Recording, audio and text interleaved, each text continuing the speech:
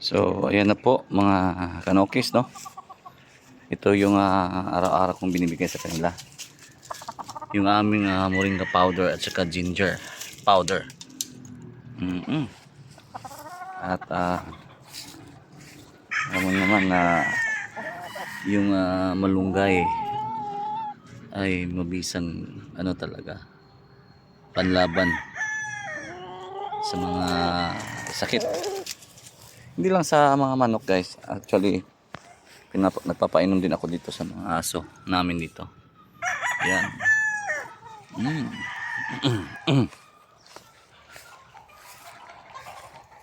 Yan po. Yan ang aming binibigay araw-araw.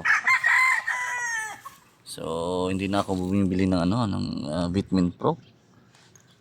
Yan lang. Moringa powder at saka ginger powder. Yan. Yan mga kanokis. Yan ang iniinom nila. Araw-araw. Araw-araw yan. So, ano pa? Tawag nito.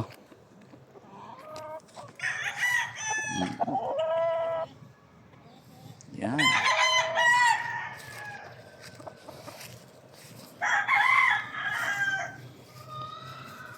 Yan tingnan niyo naman.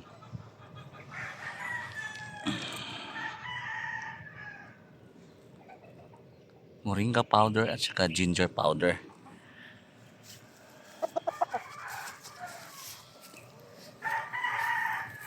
Alright.